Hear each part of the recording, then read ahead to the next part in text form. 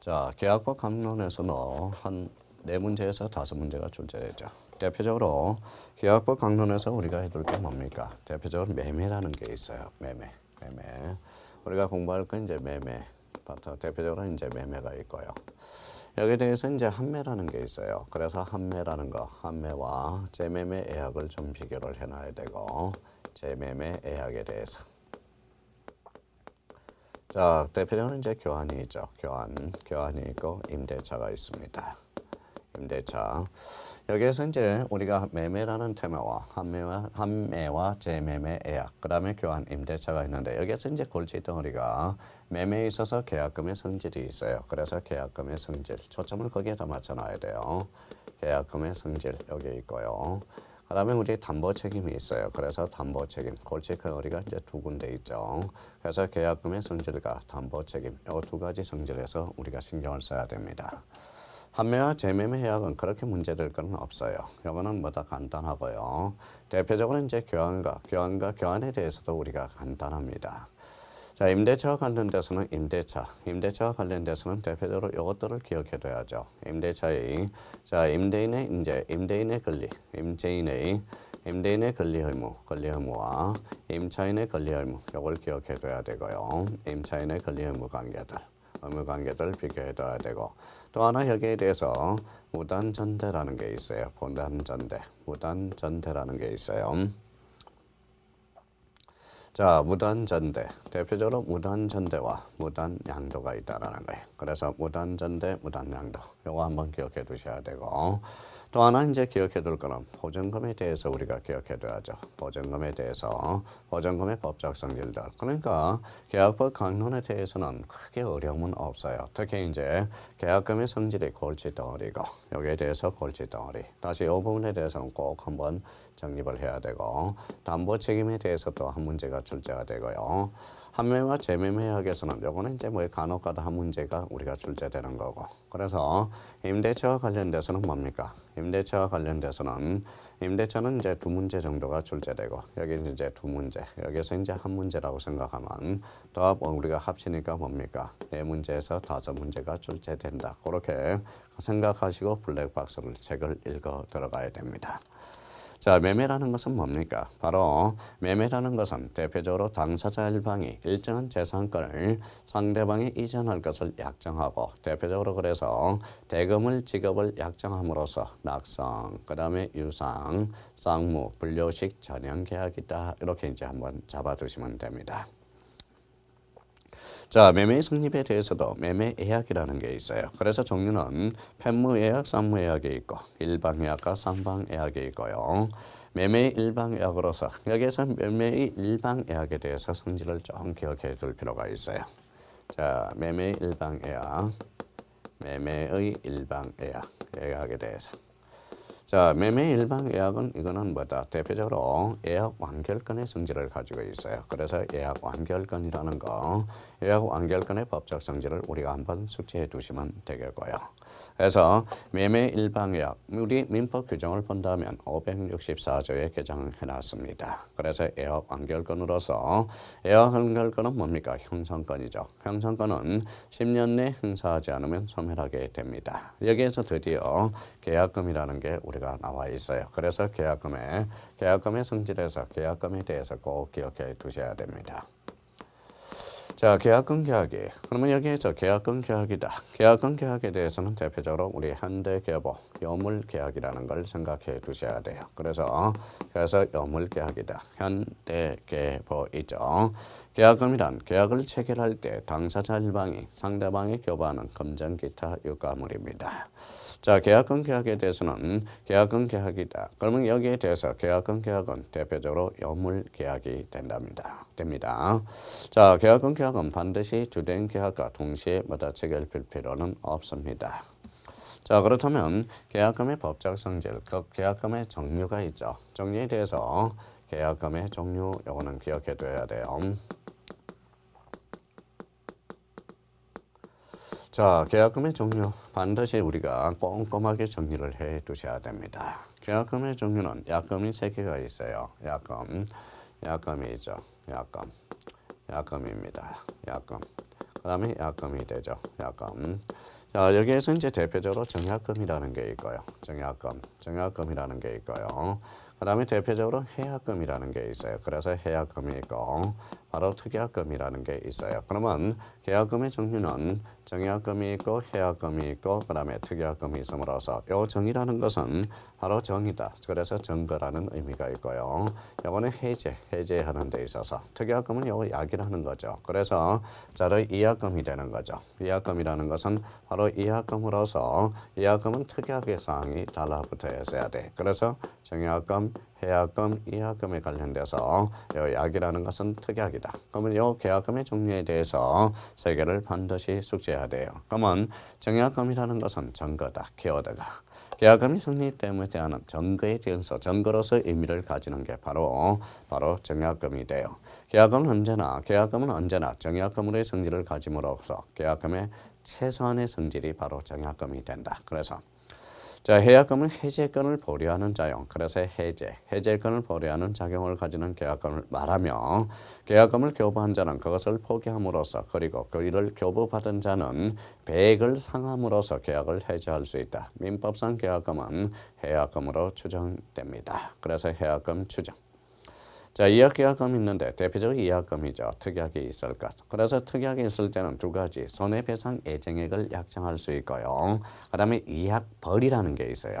그러면 손해배상 예정은 채무불이행의 경우 계약금을 교부한 자는 이행 몰수당합니다. 계약금을 교부한 자는 몰수당하고 교부받은 자가 이약 시에는 그 배액을 상환할 것을 약정하는 경우에 계약금을 말하며 추가 손해배상 청구는 불가하고 가할 때는 감액도 가능합니다. 그러면 우리 이약금과 관련돼서 손해배상 예정이라는 게 하나 딱 탄생하게 되네요. 손해배상액의 예정.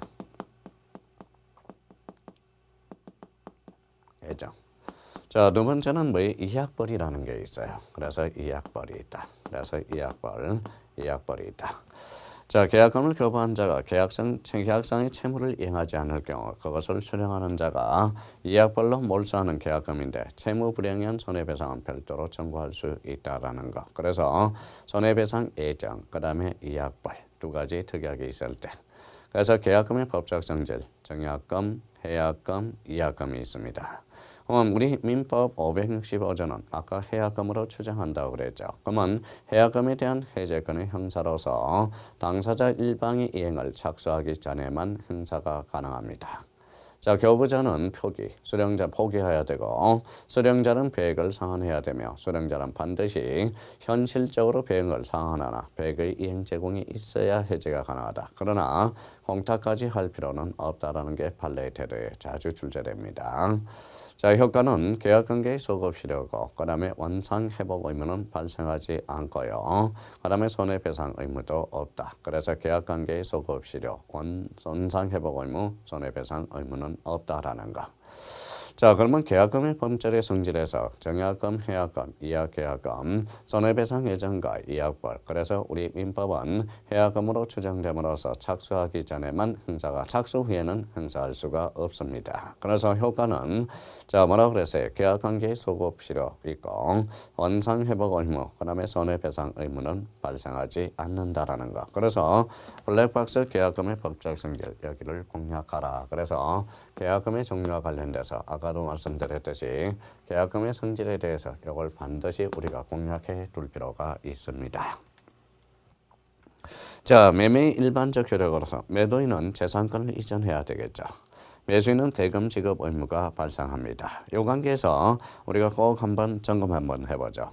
매도인, 매매 목적물이 재산권을 매수인에게 이전하는 데 필요한 모든 행위를 하여야 할 의무를 지며 즉 급부의 종국적 이전이 필요하다. 등기 인도까지. 매도인의 재산 이전 의무는 제한이나 부담이 없는 완전한 소유권을 이전할 의무이며 그리고 이는 동시 이행 관계가 있다라는 거. 자, 매수인의 대금 지급 의무는 대금 지급 시기, 매매 목적물을 인도 시기만을 약속한 경우는 대금 지급은 그 시기에 할 것을 약속한 것으로 통일되며 이걸 뭐라고 하느냐? 추정되죠. 동일 기한의 추정이라고 합니다. 대금 지급의 장소는 원칙 매도인의 현 주소지에서 해야 되고 예적으로 매매 목적물의 인도와 동시에 대금을 지급하는 경우는 대금을 목적물의 인도 장소에 지급해야 되며 자, 이자 지급입니다. 이자 지급에 대해서는 목적물을 인도받은 경우는 원칙적으로 큰 날로부터 이자를 지급해야 되고 대금 지급 거절권과 공탁 청구권은 뭐다 가지고 있죠. 자, 그다음에 이제 다만 인도받지 않는 매매 목적물에 대해서 생긴 가시는 매도인에게 속하죠. 이행기 이후의 것이라면 인도할 필요는 없습니다. 다만 인도 전이라도 압류를 해서 또한 대금을 완납한 경우는 자, 가실은 매수인에게 기속한다. 판례의 태도입니다. 그래서 자, 매도인의 대금, 자, 재산권 이전 의무와 매수인의 잔금 지급 의무, 대금 지급 의무가 발생한다라는 거, 그 관계에서 하나 따져주시면 되겠습니다. 자, 매도인의 이제 담보 책임, 요 매도인의 담보 책임이 또 골치 덩어리예요. 요 담보 책임이 관련돼서 자, 매도인의 담보 책임.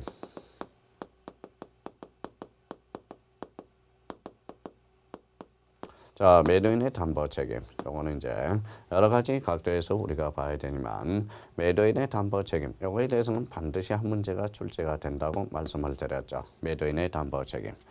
자, 매도인의 담보 책임과 관련돼서 법적 성질은 무과실 책임이에요. 그래서 매도인의 고의 과실을 요하지 않습니다. 대표적으로 이제 무과실 책임이다. 무과실 책임. 여기서 이제 단임이죠. 대표적으로 임의 규정이다. 이렇게 이제 생각하면서 무과실 책임이며 대표적으로 임의 규정이다. 자, 담보 책임과 관련돼서 무과실. 그러면 이게 무과실 책임과 담보 책임과 채무 불이행 책임을 또 비교를 해놔야 돼요. 성립 요건은 자, 매도인의 기책 사유가 불필요해요. 무과실 책임이니까. 채무 불이행은 필요가 되겠죠. 과실 책임이니까. 자, 매수인의 선의악이 선의인 경우에만 인정되고 악인 경우에 인정되지 않음이 원칙이다. 애들이 있어요. 그 애를 암기해둬야 됩니다. 매수인의 선의 악의를 따지지 말고 인정되지 따지지 않고 인정되는 게 채무불이행 책임이고 해제의 최고 여부는 우리 담보 책임은 최고 없이도 해제가 가능하고 채무불이행 책임과 관련돼서는 최고하여야 해제가 가능하죠. 대표적으로 이행지체의 경우. 자, 행사기간은 우리 담보 책임은 1년 또는 6개월의 제척기간이 있고요. 채무불이행 책임은 보통의 소멸시효가 적용된다. 그래서 담보 책임과 채무불이행 책임의 차이를 딱 한번 머릿속에 기억해 둘 필요가 있어요. 그러면 담보 책임과 매도인의 담보 책임을 기초로 해서 그래서 이제 담보 책임 이제 나오고요. 자, 담보 책임. 자, 그러면 채무 불이행 책임 이제 비교가 됐다면 채무 불이행 책임이 있어요. 여기에 대해서 내용들은 어디가 있느냐? 내용은 우리가 이렇게 이제 외워줘야 돼요. 그래서 이제 자, 우리가 권리 대표적으로 이제 권리의 하자라는 게 있고요. 권리의 하자, 권리의 하자. 그다음에 또 하나는 물건의 하자가 있어요. 물건의 하나. 물건의 하자. 자, 권리의 하자는 전일수 용저야. 그래서 전일수 용저. 이거는 이제 특종이 되겠죠. 특정 물매매, 종류 물매매의 하자의 특종. 그래서 이제 우리 담보 책임과 관련돼서는 우리 민법의 7가지를 규정하고 있습니다.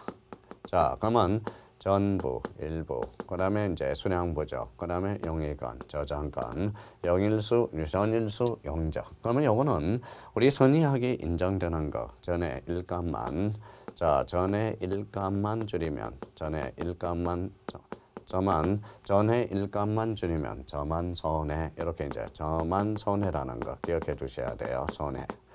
자, 그러면 전부 권리에 대해서는 선의하기, 해제권에 대해서는 선의하기 인정되고 나머지는 선의에 대해서만 자, 일감만 줄이면 일부에 대해서는 감액에 대해서만 감액 청구권만 감액 청구권에 대해서만 뭐예요? 선의하기 인정이 되고 자, 저당권과 관련돼서는 손해배상과 해제권에 대해서는 선의하기 둘 다 인정이 된다라는 거예요. 나머지는 선의에 대해서만 인정이 됩니다. 그렇다면 우리가 이제 그렇다면 매도인의 담보 책임은 대표적으로 이제 뭐예요? 매수 대금 감액 청구권, 해제권, 손해배상 청구권. 그다음에 특히 여기 물건의 하자에서 완전물 보충 청구권이라는 게 대표적으로 거부 청구권이 가능한 것 4개가 있습니다. 그렇다면 여기에 대해서 전에 일감만 줄이면 저만 손해 이렇게 한번 안개해서 자, 전부 그다음에 해제, 그 다음에 일감, 일부에 대해서 감액, 그 다음에 저당권에서 손해배상 청구권과 해제권에 대해서. 그러면 여기에 대해서 우리 6개월에 1년의 제적기간이 없는가? 대표적으로 요 전부와 대표적으로 이제 전부에 대해서 요거는 1년의 의미가 없어요. 제적기간이 없고. 그 다음에 또 하나 저당권에 대해서 1년의 제적기간이 없다라는 거. 그러면 물건의 하자로서는 6개월에 6월의 제적기간이 있죠. 그래서 우리 담보 책임과 관련돼서는 1년 또는 6개월이라는 의미가 그래서 우리가 탄생하게 되는 거고요. 그래서 이 관계 속에서 우리가 반드시 외워두셔야 된다는 거예요. 자, 그러면 우리 블랙박스 내용 도표로 박스가 딱 정리되어 있어요. 그래서 전부 타인의 권리 매매, 통부 타인의 권리에서 선의하기. 그래서 대금 감액 청구권, 그다음에 해제권. 해제권은 선악 인정이 되죠. 손해배상 청구권 선의하기. 자, 제척기간은 없습니다. 일부 타인의 권리에서 선의. 자, 일부에 대해서는 뭐라고 그랬어요? 전회 일감, 감액이죠. 감액에 대해서만 대표적으로 선의하기 인정되고 나머지는 해제권과 손해배상 청구권은 선의입니다. 그래서 1년의 제척기간이 있다. 자, 수량 부족과 일부 멸실. 그래서 여기에 대해서는 선의만 인정되고 악의는 인정이 안 됐습니다. 제척기간 1년짜리가 있고요. 영위권에 의한 제한에 대해서도 우리 선의 악의 대표적으로 대금 감액 청구권은 인정이 안 되고요. 그래서 이제 선의 인정되는 거, 악의 인정이 되지 않는 거. 제척기간 1년입니다. 저당권 전세권에 대한 저당권과 전세권에 대한 제한으로서 대표적으로 선의하기. 그러면 대표적으로 손해, 그렇죠? 손해배상 청구권과 해제권에 대해서는 선의하기 인정이 되며 여기에 대해서 제척기간이 없다라는 거. 자, 특정물 하자와 종류물 하자 특종이죠. 자, 여기에 대해서 우리 제척기간 6월이고 특히 종류물의 하자에 대해서 완전물 거부 청구권이 있어요. 그러면 선의하기 불문하고 인정하는 경우 전에 일감만 줄이면 저만 손해 이렇게 이제 딱 정해놔야 돼요. 계약 해제권과 전부 타인의 권리를 제하고는 모두 일정한 제한이 있다. 제척기간은 선의는 안날로부터 1년, 전날로부터 1년 6월입니다. 자, 악이라는 것은 계약한 날로부터 1년 여기에 있고요. 자, 그래서 제척기간에 대해서 다시 한번 확인을 해 두시고. 자, 그래서 우리 매도인의 담보 책임과 관련돼서 7개. 그래서 권리의 하자 5개, 물건의 하자 2개. 그래서 반드시 이걸 외워주는데 우리 골칫덩어리입니다. 나중에 문제 풀 때. 그러니까 이걸 반복해서 우리 문제에다 자꾸 접목을 시켜봐야 된다라는 거예요. 자, 타인 권리 매매에서 선의 매도인의 보호 규정이 있고 경매에 있어서 담보 책임 이거는 조심해야 돼요. 별표 하나 해놓고 자, 경매에 있어서 담보 책임 경매는 물건의 하자에 대해서는 인정이 안 됩니다. 그래서 성질은 권리 하자가 존재하는 경우만 담보 책임을 추궁할 수 있고 물건의 하자에 대해서는 담보 책임을 추궁할 수 없다라는 거. 1차적 책임자는 채무자가 져야 되겠죠. 2차적 책임은 배당받은 채권자가 책임을 져야 됩니다. 자, 채무자나 채권자의 선의인 경우 경락인은 1차적으로 채무자에게 해제 또는 대금 감액 청구가 가능하고 채무자가 무자력인 경우 2차적으로는 채권자 대금의 전부나 일부 반환 청구가 가능하다. 배당 금액 한도 내에서만 가능합니다. 악의 경우는 이에 권리의 손해배상 청구도 가능하다. 그래서 우리 경매에 있어서 담보 책임. 자, 대표적으로 물건의 하자에 대해서는 인정이 안 되고 권리의 하자에 대해서만 인정된다라는 거. 자, 대표적으로 이제 채권 매매에 있어서 담보 책임, 하자의 개념. 그래서 채무자의 무자력이고 자력 담보 시점은 변적이 도달한 채권, 매매 당시에 자력을 담보한 것으로 주장하고 변적에 도달하지 않는 채권은 변적의 자력을 담보한 것으로 주장하고 자력 담보의 의미는 채무자의 무자력에 의해서 변제되지 않는 부분을 매도인이 대신해서 변제한다는 의미가 채권 매매에서 담보 책임. 우리 민법 579조의 규정을 잠깐 우리가 요점 정리해 놓은 겁니다. 자, 연관 문제네. 담보 책임과 동시 이행 관계 있고요. 담보 책임에 관한 면제 특약의 효력 584조와 관련돼서 있고요. 다른 제도의 관계 요 3번이 참 사람을 또 골치 아프게 만듭니다. 자, 착오입니다. 통찰은 착오에 의한 백구제의 적용을 배제하고 담보 책임을 규만히 인정한다. 왜? 착담. 다음에 탁 달라붙어요. 그러면 담보 책임만. 착오는 결론적으로 일반 규정이고 담보 책임은 특별 규정이기 때문에 그렇다. 그러면 사기와 담보 책임. 사기는 불법 행위야. 그러면 담보 책임도 뭐였든 일론적으로 특별유예에서 양자는 경합하여 선택적으로 행사할 수 있다. 사기하고 담보 책임은 경합합니다. 자, 원시적 일부 불능과 담보 책임. 계약을 유효하게 성립하고 담보 책임, 수량 부족 일부 멸실이 적용되는 한도 내에서 일부 무효의 법리가 적용될 수 있고요. 계약 체결상의 가실 책임은 고려하지 않는다라는 게 우리 판례의 태도라는 거. 일부 무효의 법리와 계약 체결상의 가실 책임은 고려하지 않습니다. 그러면 사기와 착오하고 담보 책임은 딱 붙어요. 그러면 담보 책임만, 사기와 담보 책임만 선택적으로 행사할 수 있고요. 원시적 일부 불능과 담보 책임. 자, 원시적 불능 거기에 대해서는 일부 무효의 법리, 계약 체결상의 가실 책임은 고려하지 않는다라는 거.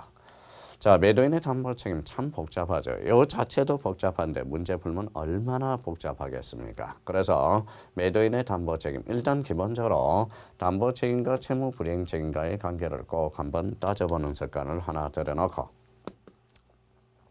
자, 매도인의 담보 책임은 임의 규정이며 대표적으로 무과실 책임이다.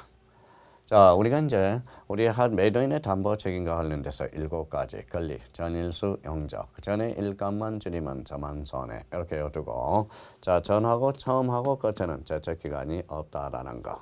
자, 물건의 하자에 대해서는 특정, 그래서 유거래 제척기간이 있다. 자, 경매한 하자 담보 책임에 대해서는 권리의 하자만 적용이 있고 물건의 하자에 대해서는 적용이 없다라는 거. 그러면 지금 우리가 시작할 때 뭐라고 그랬어요? 계약금의 성질, 바로 요 계약금의 종류, 요거에 대해서 확인해 놓고 담보 책임, 매도인의 담보 책임과 관련돼서 대표적으로 요것들 딱 정리를 해 줄 필요가 있어요. 복잡하죠. 자, 그렇다면 이제 여기 환매와 재매매 애약, 그래서 환매, 재매매 애약이라는 게 있습니다. 환매라는 것은 목적물의 범위는 팔았다 되돌려 사는 거예요. 그래서 부동산 및 동산이고요. 재매매약도 동일합니다. 계약의 동시성, 매매계약과 환매는 동시에 이루어져야 되고, 그러면 제한이 없고요.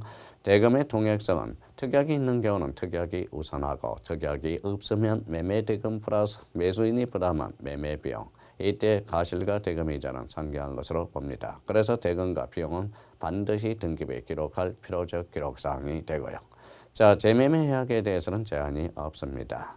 전속기간에 대해서는 우리 환매 특약은 5년이에요. 부동산은 5년이고 동산은 3년이야. 재연장이 돼야 안 됩니다. 기간을 정함이 없는 경우 이 기간으로 보고 이를 초과하더라도 이 기간으로 단축시킬 수 있고, 기간을 정할 때 연장이 불가한다라는 거. 재매매 계약에 대해서는 제한이 없고요.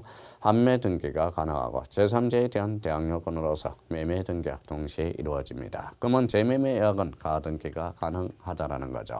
그래서 목적물의 범위, 그 다음에 대표적으로 계약의 동시성, 대금의 동액성, 그 다음에 전속기간, 그 다음에 등기. 그래서 그 5가지 측면에서 우리가 딱 비교를 해 놓으시면 됩니다. 특히 우리 환매와 관련돼서 우리가 보죠. 자, 환매라는 것은 환매건이 우리가 붙게 돼요. 그러면 환매건이라는 법적 성질은 대표적으로 예약 완결건이라는 게 형성이 되고요. 예약 완결건. 그 다음에 예약 완결건은 대표적으로 형성건이라는 거. 형성건. 자, 형성건. 예약 완결건, 형성건, 대표적으로 채권이 되겠죠. 채권이 되고, 자, 환매 특약 등기를 함으로써 계기는 힘, 무슨 력이 생긴다? 대항력이 발생한다라는 겁니다. 그래서 예약 완결건, 형성건, 대표적으로 채권이라는 거. 그러면 갑이라는 사람이 있어요. 갑이 을한테 팔았다가 되돌려 산다, 이렇게 되는 거죠. 그러면 갑이 팔았다 대표적으로 매도인이 되고요. 을이 팔았다 사면 매수인이 되죠. 그러면 결론적으로 팔았다 소유권 이전 계약, 여기에 환매 특약 등기가 되죠. 그러면 소유권 이전 등기와 환매 특약은 동시에 이루어진다. 그래서 대표적으로 소유권 이전 계약과 환매 특약은 동시 신청이 되고, 하살 방향이 다르죠. 다르니까 이 말은 신청서를 나중에 작성할 때 별개의 신청서가 되고 일괄 신청이 불가능하다라는 논리가 성립이 돼요. 그래서 갑이 을한테 집이 여기 왔죠. 그러면 결론적으로 되돌려 사죠. 그러면 결론적으로 이때는 이제 뭡니까? 어리, 값한테 돈을 줬죠. 매매 대금과 비용은 비로적 기록사항이 됩니다. 자, 판매건은 대표적으로 부동산, 동산이 된다. 부동산은 5년, 동산은 3년. 연장이 안 돼요. 단축되더라도 감축이 된다라는 거. 그래서 가장 기본적인 포맷이 됩니다. 그럼 다시 한번 판매건과 재매매 예약에 대해서 판매. 자, 범위는 부동산, 동산 제한이었고요. 계약의 동시는 매매 계약과 동시, 재매매 계약은 뭐예요? 제한이 없고요. 대금의 동일성과 관련돼서 목적이 있는 경우는 특약이 우선하고 특약이 있는 경우 특약이 없으면 대금 비용과 비용이 이제 부담하는 비용에 대해서 대금의 동일성 재매매는 제한이 없어요. 그 다음에 존속기간 부동산은 5년, 동산은 3년 우리 재매매 계약에서는 제한이 없고요. 등기와 관련돼서 판매 등기가 가능합니다. 판매 등기함으로써 제3자의 계기는 힘, 그게 바로 대항력이 되고요. 동시에 이루어져야 돼요. 그러면 재매매 예약은 대표적으로 가등기가 가능하다는 거. 그러면 판매와 재매매 예약에 대해서는 그 정도 딱 한번 비교해 두시면 되고 특히 이제 판매건에 대해서 판매 특약 등기, 공시법령과 관련돼서 대표적으로 예약 완결건, 형성건. 형성건이라는 것은 일방적으로 행사한다. 그래서 행사 그러면 행직이 돼. 그래서 행사에 대해서는 대표적으로 직급 말소가 된다라는 거. 그래서 판매건, 매도인과 매수인의 관계. 그러면 매매가 되죠. 매매. 그래서 그러니까 매도 담보가 된다는 거. 그래서 판매 통은 판매 특약은 대표적으로 판매건은 양도 담보가 아니라 대표적인 무슨 담보가 된다. 매도 담보가 됩니다. 그 관계에서 우리가 따져놓고 여기에 소유권 이전 등기가 주등기라면 여기에 주등기라면 이거는 부기등기가 돼요. 그래서 판매 특약 등기는 부기등기고 어리 병한테 팔았다. 그러면 결론적으로 5년 바운드리에서 1년이 지났으면 4년을 넘겨줄 수 있어요. 그러면 이거는 판매 특약 등기는 7-1-1 부기등기한 부기등기가 가능 불가능 가능하게 됩니다. 그래서 가능 이렇게 되는 거네. 대표적으로 판매건 자체는 예약 완결건입니다. 그러면 판매건 자체는 가등기 대상이 아니고 판매건 이전은 대표적으로 뭐의 대상이다. 대표적인 가등기 대상이 된다라는 거. 이렇게 이제 비교해 주면 판매건과 재매매 예약에 대해서는 우리가 딱 정리가 되는 겁니다. 자, 대표적으로 이제 교환에 대해서 우리가 나오죠. 자, 교환이죠. 교환. 자, 교환은 뭐예요? 한마디로 물물 교환이죠. 물물 교환. 자, 당사자 쌍방이 금전 A의 재산권을 서로 이전할 것을 약정하는 계약. 그게 바로 교환이 되고요. 교환의 목적물 금전 A의 재산권에 한한다는 점에서 차이가 있지만 매매와 마찬가지로 낙상, 쌍무, 유상, 분료식 계약입니다. 자, 당사자 일방이 금전물의 보충 비급을 약정한 경우 보충 지급을 보충금이죠. 그럼 그 금전에 관해서 매매 대금에 관한 규정을 준용한다고 규정하고 있고요. 그 밖에 관해서는 교환도 유상이기 때문에 매매에 관한 규정이 그대로 준용되며 따라서 담보 책임도 부담하게 되고요. 교환은 쌍무계약입니다. 동시 이행항변권, 이용 부담에 관한 규정이 그대로 준용된다라는 걸 기억해 둘 필요가 있어요. 자, 그렇다면 이제 여기에서 우리가 이제 대표적으로 배운 것 중에서 제일 골치 아픈 게 뭡니까? 바로 계약금의 성질, 담보 책임이 있었죠. 매매에 있어서 참 복잡하게 됩니다. 자, 판매와 이제 재매매 예약, 그 다음에 이제 교환 계약까지 우리가 왔습니다. 자, 임대차도 나름대로 쉬운 것 같은데도 임대차는 쉽지도 않죠. 임대차와 관련돼서. 자, 그렇다면 여기에 대해서 우리가 계약금의 종류, 정약금, 해약금, 이약금이 있고요. 자, 이약금에 대해서 대표적으로 손해배상 예정이 나오고 이약불로서 성질을 가진다. 우리 민법은 해약금으로 추정해요, 이약금으로 추정해요. 자, 해약금으로 추정하죠. 그러면 착수 전에는 해제할 수 있죠. 그러면 착수할 때는 해제가 가능하다. 그래서 해제. 그래서 소급표가 발생하고 원상회복 의무와 소급표에 대해서는 선상회복 의무는 발생하지 않고 손해배상 청구권도 발생하지 않는다.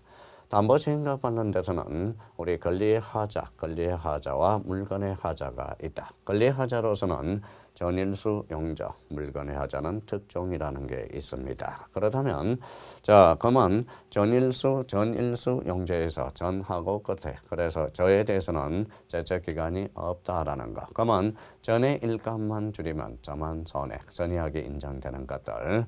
자, 물건의 하자는 특종으로서 물건의 하자에서 완전물 보충 청구권, 거부 청구권이 있다라는 거. 그 정도. 우리 물건의 하자는 유걸이라는 거. 유걸의 제적 기간이 있다.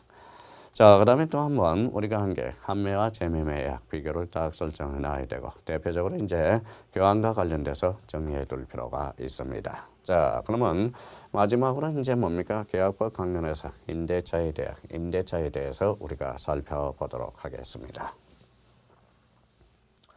자, 임대차는 쉽지 않아요. 우리가 임대차도 우리가 많이 접해보는 것 같지만 임대차는 쉽지 않다라는 거. 그래서 임대차와 관련돼서 우리 한번 정리 한번 해봅시다. 자, 임대차와 관련돼서는 필수적으로 차임을 요소로 한다. 차임을 요소로 한다라는 거. 임대차와 관련돼서 임차 보증금은 다르다. 기본적으로 우리가 한번 요 의미를 다뤄가면서 차임과 관련돼서 임차 보증금은 다르다. 자, 임대차에 대해서는 일종의 계약이죠. 당사자 일방이 상대방의 목적물을 상수기 할 것을 약정하고 상대방이 이에 대해서 차임을 요소로 하죠. 약정함으로써 성립하는 낙성, 유상, 쌍무, 분료식 계약입니다. 자, 그래서 임대차 계약과 관련해서 차임을 요소로 한다. 자, 차임과 관련돼서는 대표적으로 뭐냐? 임대차는 상수익의 대가로서 반드시 차임을 지급을 요소로 하며 언제나 유상계약에는 그래서 차임의 요소와 관련돼서 특히 3번 한번 체크해 둘 필요가 있어요. 자, 부동산 임대차의 특수성, 부동산 임차권의 물건화 현상이 많이 일어나고 있죠. 그래서 임대차의 효력이라는 게 있어요. 임대차의 효력, 그래서 첫 번째 임대차의 효력과 관련돼서 자, 임대차의 효력과 관련돼서는 대표적으로 자, 약정이 있는 경우 그 최장 기간 20년 삭제하십시오. 그거는 이제 일부러 놔뒀어요. 이혼 판결을 받았기 때문에. 그래서 자, 최장 기간 20년 삭제하시고 약정이 없는 경우 특히 이거 조심하세요. 각 당사자는 언제든지 해제 통고, 유예 기간 경과 후 해지되고 자, 부동산 임대인은 6월, 임차인은 1월, 그래서 6일. 그래서 임대인은 6월, 임차인은 1월이라는 거. 동산에 관해서는 5일이 됩니다. 자, 그 다음에 임대차의 경신으로서 약정 경신 10년이 넘지 않는 범위 내에서 몇 번이고 경신이 가능합니다. 그런데 여기에 대해서 법정 경신은 존속기간 약정이 없는 것으로서 따라서 언제든지 해지 통고가 가능하고요. 담보와 관련돼서 제3자가 제공한 담보 전 임대시의 기간 만료로 소멸하며 보증금은 존속됩니다.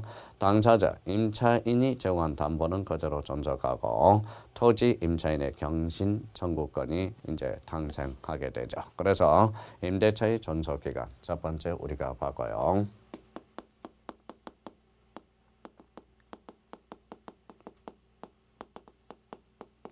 자, 그러면 이제 임대인은 6월, 임차인은 1월, 부동산에 대해서. 동산은 5일. 요거 또 기억해 두라고 그랬죠. 자, 임대차의 존속 기간에 대해서 우리가 살펴봤고요. 그래서 자, 임대인의 의무에 대해서, 임대인 의무에 대해서. 요거는 자, 목방 수비담이라고 한번 외워둬야 돼. 수비담. 자, 목적물 인도 의무가 있죠. 그 다음에 대표적으로 이제 방해 제거 의무가 있고요. 수선 의무가 있고 비용 상환 의무가 발생하고요. 거기에 대해서 담보 책임을 진다는 거예요. 그래서 목방수비담. 그러면 목적물 인도 의무 봅시다. 목적물의 인도 의무와 방해 제거. 자, 그러면 1번에 여기에 대해서는 1번에 딱 정리가 되어 있네요. 목적물 인도 의무, 하나의 방해 제거 의무. 대표적으로 이제 수선 의무가 있죠. 요거는 수선 의무는 2번에 있네요. 자, 임대차 기간 중 임대 목적물을 사용 수익에 필요한 상태를 유지하여야 하며 적극적 의무를 한 내용으로서 임대인은 임차 목적물에 대한 수선 의무를 진다. 다만 사용수익을 방해하지 않을 정도의 사소한 것일 때 임차인은 수선 의무를 부담하고 사용수익을 방해할 정도에 해당할 경우는 임대인에게 수선 의무가 있다. 그렇게 해서 자, 이러한 임대인의 수선은 면제 특약이 가능합니다. 면제 특약과 관련돼서는 대규모, 소규모 특약, 자, 소파, 대파, 소규모 특약에 대해서는 배제되지만 대규모 파손에 대해서는 면제 특약이 불가능합니다. 그러나 자, 면제 특약이 있는 경우 이는 소규모 수선의 하나고 대규모 수선은 여전히 임대인에 부담한다. 이게 판례의 태도죠. 반면 임차인은 임대인의 수선행위, 보전에 관한 행위가 자신의 의사에 반하더라도 이를 거절하지 못하고 다만 그로 인한 말미암아 임차 목적물을 달성할 수 없을 때만 계약을 할 수 있다. 해지할 수 있다. 그러면 수선 의무와 관련돼서 꼭 기억해 둘 거는 대표적으로 디귿과 리얼에 대해서 꼭 좀 확인을 해줘야 되네. 특약, 수선 의무와 관련돼서는 대표적으로 면제 특약과 관련돼서 소규모 특약, 소규모 파손, 대규모 파손에 대해서 꼭 점검하라. 이게 하나의 포인트가 되겠습니다. 자, 그럼 이제 비용 상환 청구권은 이게 이제 3번이네요. 비용 상환 청구권과 관련돼서는 필요비 상환 청구권이 있고요. 이익비 상환 청구권이 2개가 있어요. 그러면 필요비 상환 청구권은 지출 즉시 요구할 수 있어요. 존속 기간 중에도 상환 청구가 가능합니다. 그래서 필지, 우리 그냥 자, 필, 그죠? 지출 즉시, 임대차 존속 기간에도 상환 청구가 가능하다.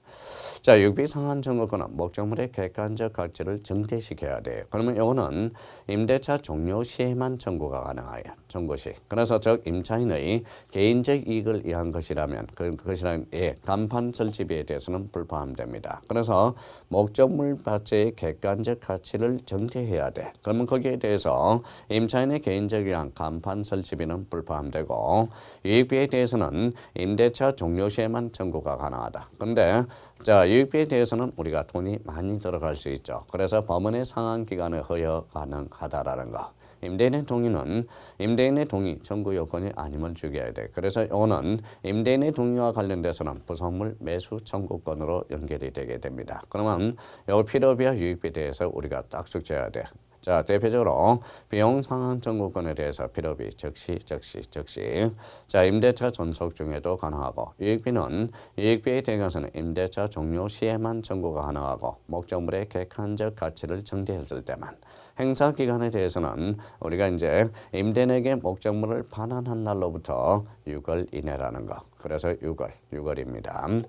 자, 성격에 대해서는 비용에 관한 규정은 임의 규정이야. 특약으로 배제가 가능하고 여기에 대해서 목적물의 비용이 투영됐다면 유치권이 인정된다라는 거예요. 그래서 대표적으로 비용 상환 청구권에는 필요비, 유익비, 지출 적시. 자, 임대차 종료 중에도 가능하고 필요비에 대해서는 목적물 자체의 객관적 가치를 증대시켜야 되고 임대차 종료 후에만 청구가 가능하고 법원이 상당한 기간을 허용할 수 있어요. 이때는 임대인의 동의를 요하지 않는다. 즉 무속물 매수 청구권. 그렇게 숙지해 줘야 된다. 자, 행사기한은 임대인에게 목적물을 반환한 날로부터 6월. 비용에 관한 규정, 임의 규정이 됩니다. 특약으로 배제가 가능하다. 유치권 인정. 그러면 이 비용 상환 청구권에 대해서는 필요비와 유익비가 있다면 이 임대인의 의무는 결론적으로 적극적 인용 의무가 있다라는 거. 그래서 적극적 의무가 있다라는 거. 적극적 의무.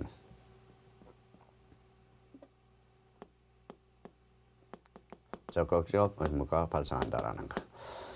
자, 그다음에 이제 대표적으로 담보 책임.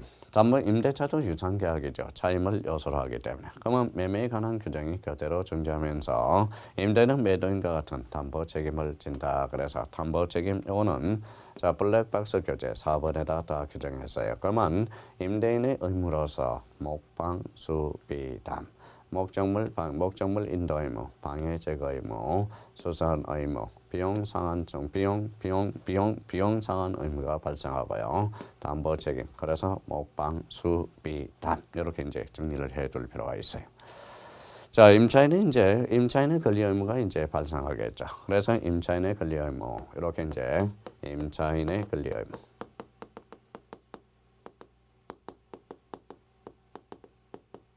권리 의무 발생. 자, 임차인의 권리는 뭡니까? 목적물을 사용 수익할 권한이 있겠죠. 임차인의 대항력. 원칙은 대항력이 발생하지 않습니다. 그러면 임차권은 채권임으로써 임대인에 대해서만 주장이 가능하다. 예적으로 부동산 임차권이 등기될 경우 등기되면 대항력이 발생하죠. 건물의 소유를 목적하는 토지 임차권은 그 임차권이 등기가 없더라도 지상 건물을 등기한 경우에 토지 임차인에도 대항력이 생긴다. 그래서 예적 측면에서 임차권의 대항력과 목적물의 사용 수입 의무. 자, 여기에서 이제 임차인의 의무가 이제 차보반이죠. 차보반. 자, 차가 뭐예요? 차임 지급 의무가 발생하죠. 차임 지급 의무. 차임 지급. 여기서 이제 차임이 어떤 차임의 요소를 우리가 살펴봐야 되고, 자, 뭐 우리 차보반이죠. 보반은 뭡니까? 목적물의 보관 통제 의무입니다. 보관을 해줘야죠. 그래서 목적물의 보관 통제 의무. 자, 반환은 뭐예요? 보전행위 인용 의무에서 차보반. 여기 이제 목적물의 반환 의무죠. 여기 이제 보전행위 인용 의무가 되죠. 그래서 차보반, 차임지급 의무, 보전행위 인용 의무. 그다음에 목적물의 반환 통지, 보관 통지 의무. 이렇게 이제 의미를 가져올 수가 있습니다. 그렇다면 자, 차임, 보관, 그다음에 반환. 자, 한번 보자. 자, 차임 지급 의무로서 차임의 내용. 차임은 임대차의 필수 요소, 언제나 유상. 반드시 금전일 필요는 없답니다. 특약이 없으면 후급이 원칙이다. 차임 연체와 임대인의 해지, 이익이 연속될 필요가 없고, 자, 평면적 강행 규정이다. 차임 정감 청구권, 대표적으로 형성권이죠. 평면적 강행 규정이 됩니다. 임차 목적 일부가 임차인의 가실 없이 멸실 기타 사유로 사용 수익할 수 없게 될 때 임차인은 그 부분의 비율로 차임의 감액을 철수한 것이 있다. 감액을 청구할 수 있는 게 감액되는 게 아닙니다. 그래서 감액을 청구할 수 있다. 조심해야 됩니다. 잔존 부분으로서 임차의 목적을 달성할 수 없는 경우 임차인에게 해지권이 인정되고, 대표적으로 이제 차임 정감 청구권, 산정 변경 원칙이 반영될 수 있고, 차임 감액 금지 특약은 무효입니다. 감액 금지 특약은 무효. 차임 부정액 특약도 유효합니다. 그래서 평면적 강행 규정이다. 차임을 확보를 위한 임대인의 법정 질감, 법정 저당권, 목적물의 보관 통지 의무, 선관주의 의무, 임차물의 수리를 요하거나 권리 추정자가 있는 경우 이를 통지할 의무가 발생한다. 그래서 보전행위 인용 의무 이렇게 됩니다. 자, 그래서 이제 임차인의 권리 의무 발생으로서 차법안, 임대인의 의무에서 목방 수비당 기억해 주셔야 되고, 임차인의 권리 의무 발생을 하게 되는 거네요. 자, 여기에 대해서 이제 우리가 임차인의 보관 의무가 있어요. 자, 여기에 보면 뭐냐면, 자, 임차인의 부속물 매수 청구권이 있어요. 그래서 임차인의 부속물 매수 청구권.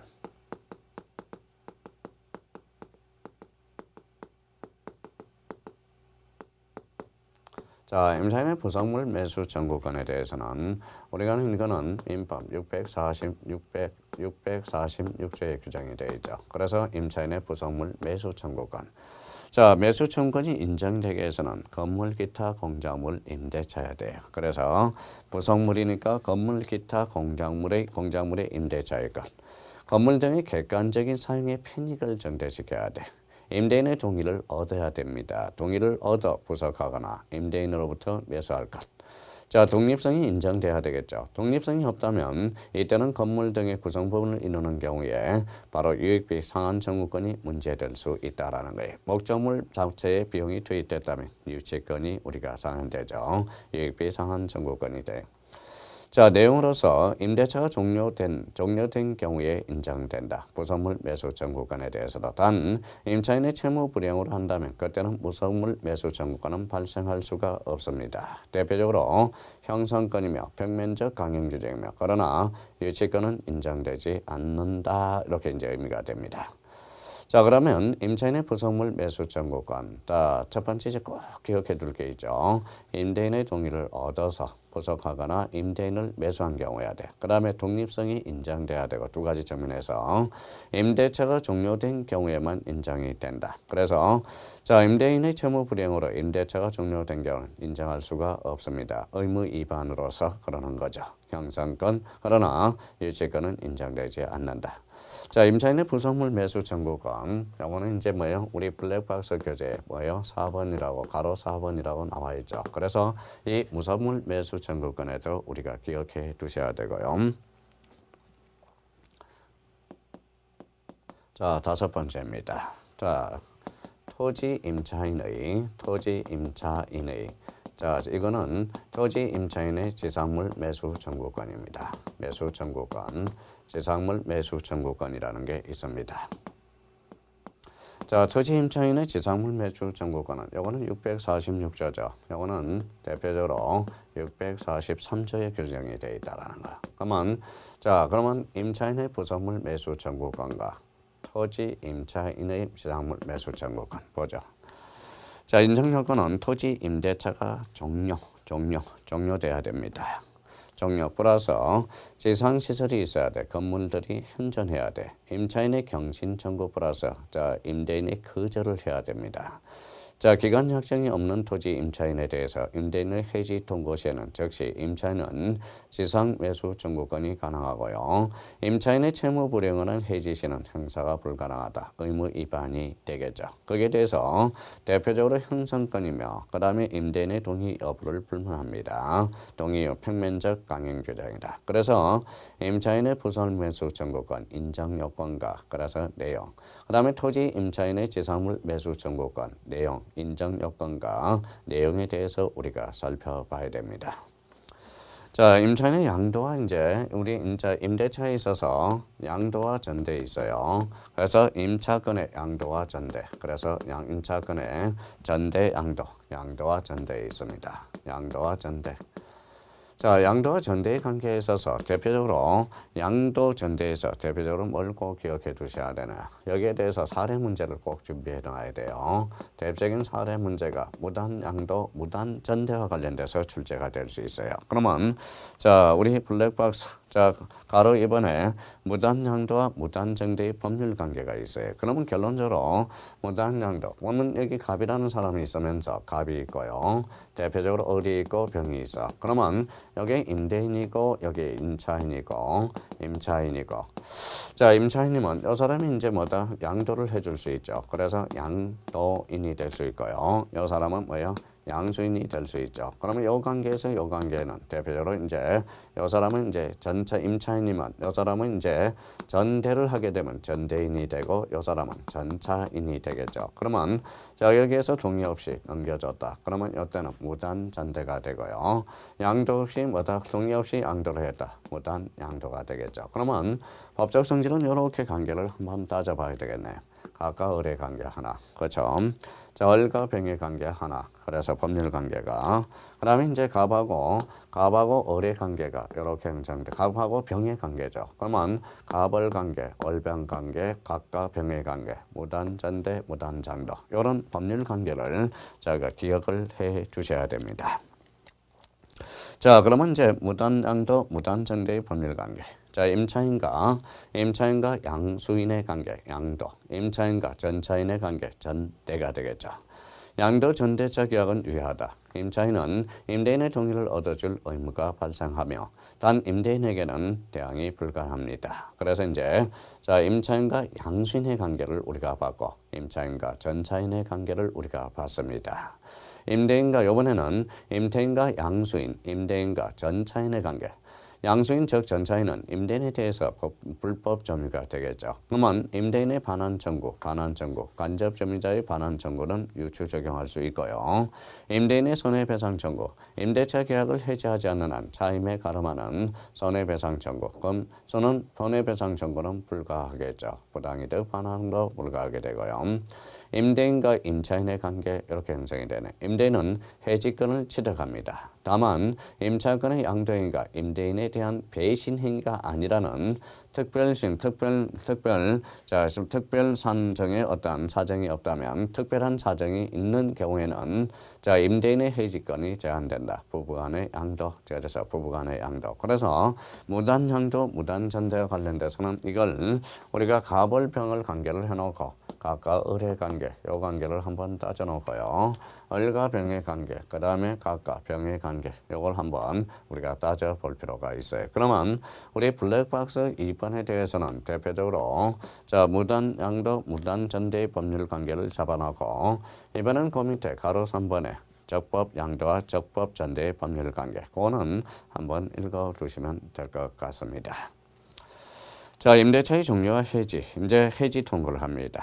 일정 기간 경과 후 해지 효과가 발생한다. 존속기간 약정이 없다. 양 당사자는 언제든지 해지 통보가 가능하고 존속기간 약정이 있다. 그러면 약정 해지권에 기한 해지를 하게 되고요. 대표적으로 임차인의 파산 선고 시 임대인 또는 파산 간지인의 해지 통고, 단 손해배상 청구는 불가하다는 것. 자, 즉시 해지권, 즉시 해지 효과가 발생하죠. 임대인의 임차인의 의사에 반해서 보전 행위를 할 때, 그래서 즉시 해지권이 발생하게 되고요. 임차물의 일부가 임차인의 가실 없이 멸실할 경우 그 잔존 부분만의 임차인 목적물을 달성할 수 없을 때 즉시 해지권이 발생하고, 무단 양도, 무단 정대, 즉시 해지권이 발생하죠. 2기의 차임의 연체 2기. 자, 당사자 일방의 기책사유 이행 불능이 될 때는 즉시 해지권이 발생하게 됩니다. 자, 그러면 여기에 대해서 이제 대표적으로 뭐가 있어요? 임대차에 있어서 보증금의 성질. 그래서 임대차의 보증금 성격이에요. 보증금. 자, 이 보증금은 정약금이죠. 보증금 계약은 대표적으로 이제 무슨 계약이 된다? 대표적으로 자, 요물 계약의 법적 성질을 가지고 있다라는 거. 그래서 우리 보증금에 의한 기능 나와 있죠. 임차인의 임대차에 기한 채무 등을 담보하기에 대해서 임차인 또는 제3자가 임대인에 제공한 금전 기타 유가물, 기능은 담보적 기능을 가지고 있다. 임대차 종료된 경우는 임차인의 연체 차임, 기타 손해는 보증금에서 당연히 공제되고 임대인은 그 나머지를 반환하는 의무를 부담하게 되고, 임대차가 종료되기 전이라도 임대인은 연체된 차임을 보증금으로 충당을 가능하다. 단 임차인은 보증금이 있음을 이유로 임대인에게 차임 청구를 거절할 수는 없다. 그래서 요거 니은과 디귿. 자, 임대차의 보증금 계약의 법정 성질은 대표적으로 정된 계약이며 요물 계약이다. 낙선 계약도 가능하다는 다수설은 있습니다. 근데 우리 요물 계약 기억해 둘 필요가 있어요. 자, 보증금 계약은 임대차의 성립 요건은 아닙니다. 대표적으로 차임이죠. 보증금의 반환 시기는 임차 목적물의 면도 시. 그래서 목적물의 반환과 보증금 반환은 동시 이행 관계가 있습니다. 소유권 이전과 보증금 반환 청구권이 전개가 된다라는 거. 그러면 우리 이제 강론 파트에서 특히 후반부에 임대차와 관련돼서 복잡하죠. 대표적으로 이제 복잡한 게 뭡니까? 대표적으로 임대인의 의무의 관계, 요거 목방 수비담. 임차인의 의무에서 그래서 차보반 기억해 두시고, 여기에 대해서 이제 자, 비용 상환 청구권에서 대표적으로 필요비와 유익비 그 관계. 필요비는 즉시, 지출 즉시. 그래서 그거 유익비는 종료 후에만 청구 가능하죠. 그래서 이제 대표적으로 임차권의 부상, 임차인의 부속물 매수 청구권과 자, 토지 임차인의 지상물 매수 청구권, 요 두 개 꼼꼼하게 숙지해 둬야 되고, 임차권의 양도와 전대. 그래서 여기에서 무단 양도, 무단 전대와 관련돼서 대표적으로 법률 관계. 거기는 가벌병을 집어넣어서 요 관계와 각각 을의 관계, 을과 병의 관계, 각과 병의 관계. 여기에 대해서 이거는 대표적으로 이제 무단 전대, 무단 양도와 관계. 적법 관계는 한번 읽어보시면 되고요. 우리가 이제 대표적으로 즉시 해지권에 대해서 우리가 이제 그 관계들 한번 따져두시고, 자, 보증금의 성격은 뭐니까 대표적으로 요물 계약이며 정된 계약이다. 그 정도만 의미가 확보해 준다면 우리 계약법 강론에 대해서는 큰 문제가 없고요. 그러면 이걸 태도로 해서 계속 아까부터 자, 우리 전 시간부터 계속적으로 우리가 반복하셔야 됩니다. 계속적으로 계약법은 번들이가 적은데 꼼꼼하게 토시도 틀리지 않게 꼼꼼하게 뭐다 숙지해서 암기한다면 우리 계약법은 무조건 우리 10문제를 맞출 수 있어요. 그러면 계약법 총론과 관련돼서 우리 4문제에서 5문제, 그러면 5문제 확보를 하기 위해서는 반드시 숙지해 주시고, 자, 계약법 강론과 관련돼서는 대표적으로 계약금의 성질 또 하나, 계약금의 성질과 관련돼서, 그 다음에 매도인의 담보 책임과 관련돼서 암기를 해 두셔야 되고, 판매와 재매매와 교환은 우리가 법적 성질 정도만 확인해 두시면 되고요. 임대차에 대해서는 꼼꼼하게 정리해 둘 필요가 있습니다.